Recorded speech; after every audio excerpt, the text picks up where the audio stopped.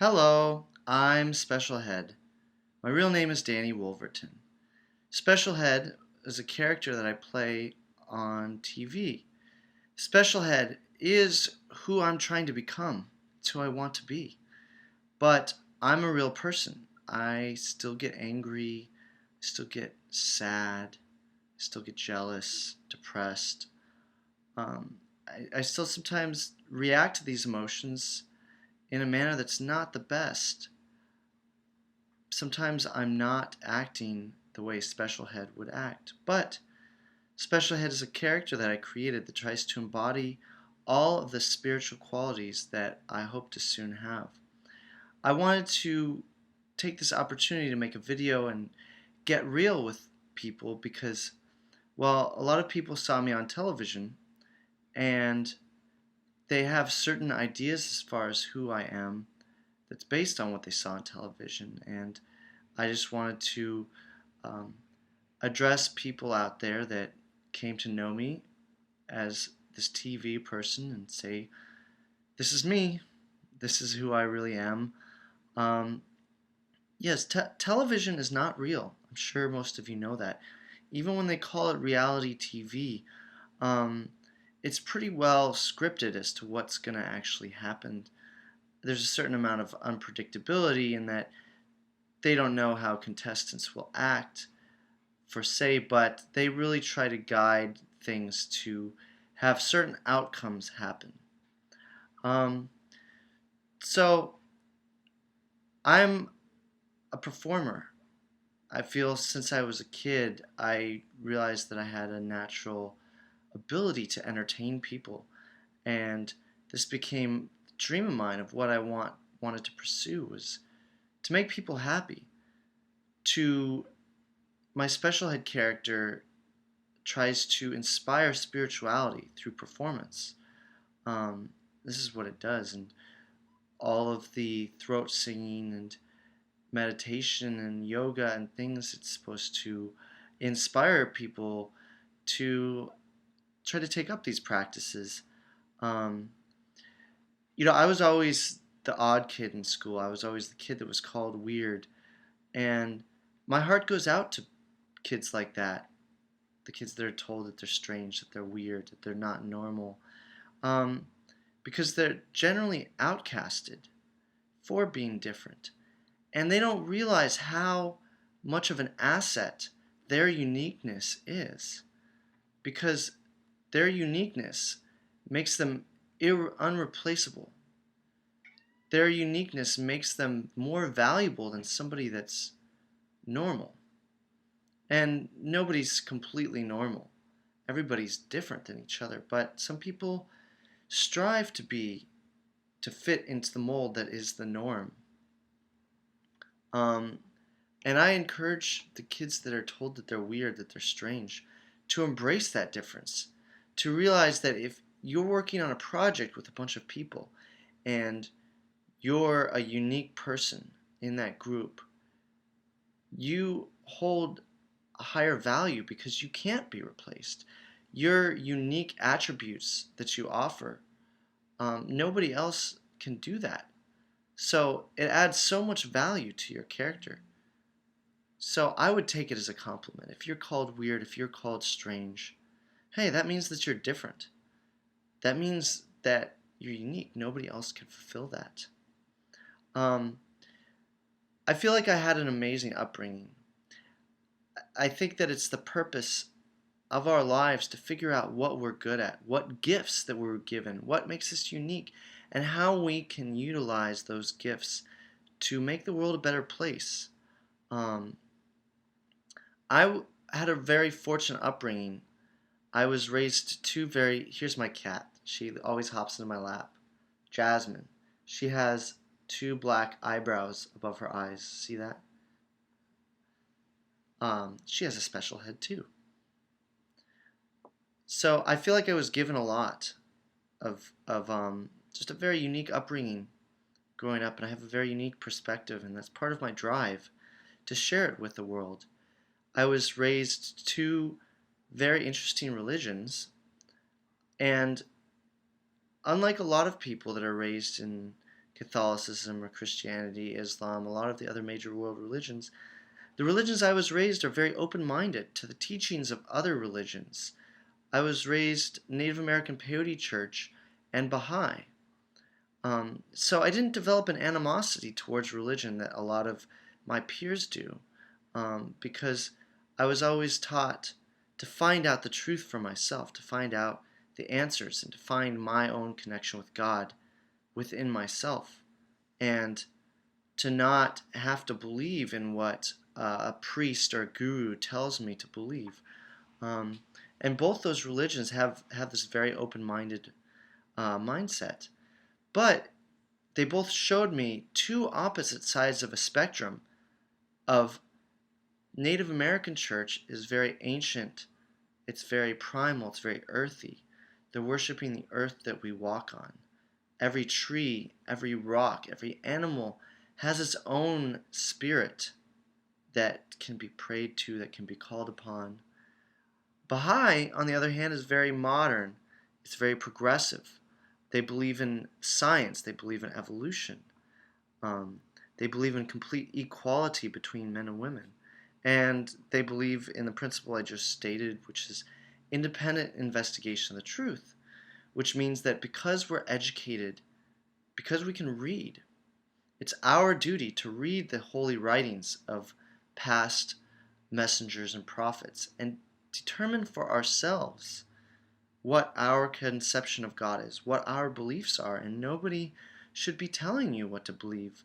No priest should be telling you, oh, if you are not in our church, you're going to hell. If you don't believe what we believe, you're following the wrong religion.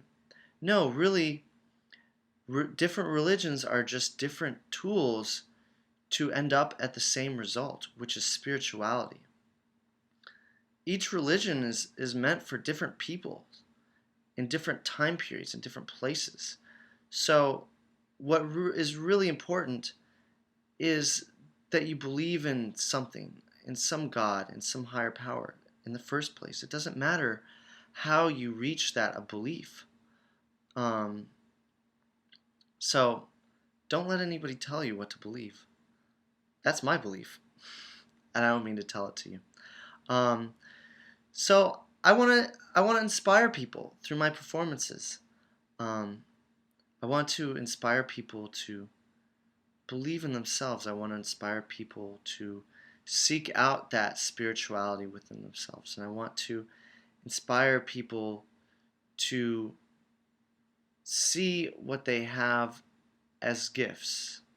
And I do that for different performances. You know, people say I levitate, and I like to call it yoga balance. I'm really harnessing certain things in yoga and strength and balance to do this really amazing feat. And everybody wants to learn how to do it too. And it's kind of strange to me because it's like people want to use that to impress people. I mean, I'm using it to impress people, and honestly, the role of a performer is a very egotistical role in society. This newfound popularity that I have, it makes it more difficult for me to stay humble, for me to keep my ego in check, because I'm taking this center stage. I'm taking on this spotlight and saying, look at me, here I am, everybody pay attention to me right now. So it's difficult. There's a fine line. I'm trying to see if I can do this in one take, tell you all my thoughts in one take. Yes, there's a fine line between being a performer and staying humble. I really admire the normal people too, the people that choose to take on these more humble professions, like being a garbage truck driver, or being a janitor, being a fast food server. I really appreciate all the people that let themselves fall into these humble roles in society. They're totally thankless jobs. They're jobs that, they don't get much recognition. They don't get to have the spotlight that a performer gets to have. But they're equally as important to society. Um, and I really admire and appreciate people that can feel the value that they have when they take on that role of being the garbage truck driver. Um, Even though some people might view it as a lower position in life. Um, so, backtracking, I'm a bad storyteller, I guess. This yoga balance thing that I do, it's not for everybody. I call it reverse yoga because I actually feel much worse after I do it. It's harnessing certain powers of yoga, um, and other disciplines to accomplish this thing that is very amazing looking to people, but it's not good for my body. It actually throws my body out of balance. It throws my body out of alignment. And I actually have to do a lot of yoga to put my body back into balance afterwards. I get massages because it's hard on my back, it's hard on my shoulders, hard on my arms. Um, but I do this because it really inspires people, it really amazes people, and shows people what the human is capable of. So in that, I think it's a good thing. Um, but people see me as this ultimate spiritual being, and I want to tell people that I'm just a regular guy that pursued performing, and I'm not any more spiritual than the next person.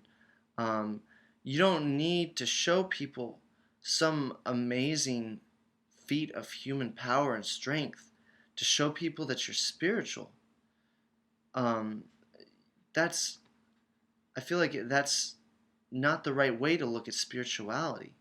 That's almost like saying that in order to prove your spirituality, you have to be able to accomplish superhuman feats, feats that will impress people. No, I feel like what would really show spirituality is quite the opposite of that, is being able to accept your weaknesses, being able to um, accept, being able to overcome your weaknesses, but um, being able to exist in life and be meek in life and still be a good person and still hold true to your beliefs. So, I was actually a musician for a long time before I started doing um, this so-called levitation thing. Um, I traveled to Africa, recorded traditional African music. I was very interested in ethnomusicology. I traveled the world gathering different types of music. In Africa, I was recording traditional music with field recording equipment in rural villages. Um, I produced electronic music. I remixed it with the African music, and you can find my music in iTunes or Reverb Nation under Specialhead. Um, and I only discovered this yoga balance thing in the past 5 years, and it received a lot more attention than any of my music received. Which is not to say my music is bad or anything. Here's a little preview. I do a throat singing beatboxing where I go.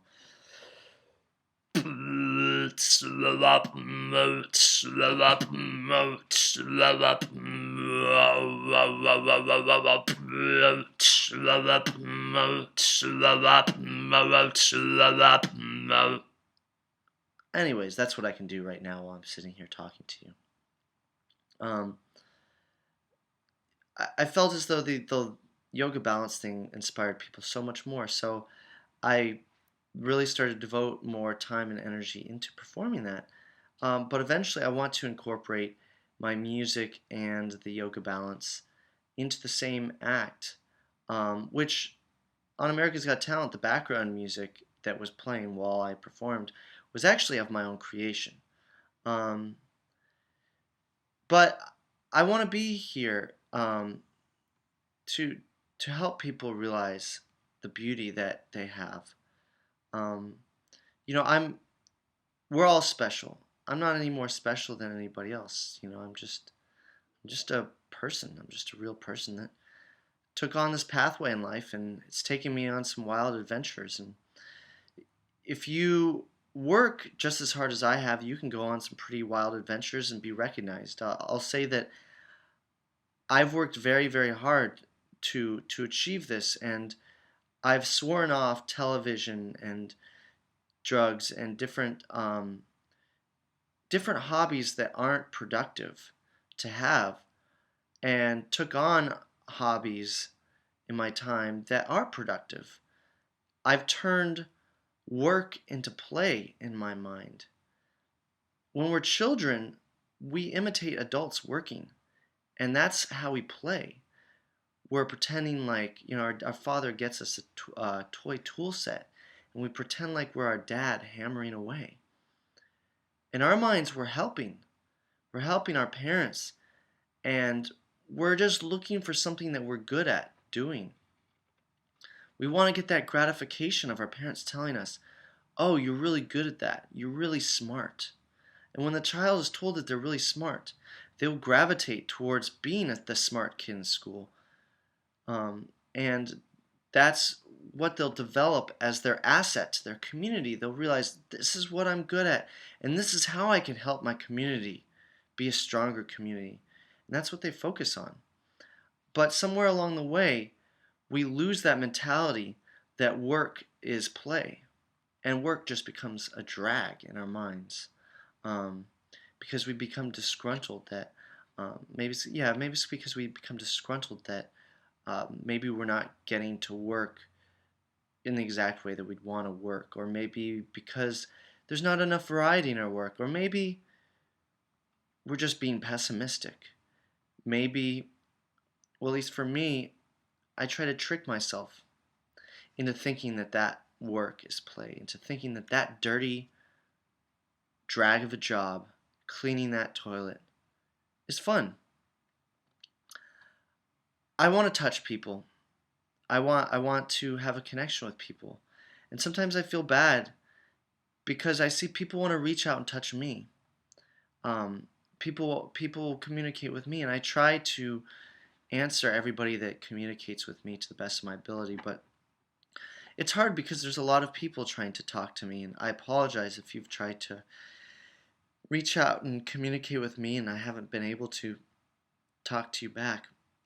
And just because I'm so busy responding to all these people, I just say keep trying. I don't really respond much to YouTube messages, but try my Facebook. I wish that everybody could touch me, but that just can't happen. Because if everybody was touching me, then there'd be a lot of people touching me all at the same time. And there's not enough places on my body to be touched at the same time by everybody. Maybe there's some places on my body that I don't want to be touched by strangers. So, forgive me if you don't get a chance to touch me. I mean, have a connection with me. I know it sounded a little bit dirty. But hey, God has a sense of humor. Because God wants us to be happy. The most spiritual people that I've known take life lightly. It makes it harder for them to become upset when instead of becoming upset, they just laugh. I feel like humor is the lube that allows our souls to bind together. And you can avoid any conflicts by just making the situation funny. So that's why I tend to joke around sometimes. So don't take everything I say too seriously, even though I do try to be serious. Look, I had some cat hair on my head. You see, this is what happens when it's just me talking to you. Thank you. If you made it to the end of this video, you must really like me, and if you like me this much, I'll like you back too. Thank you.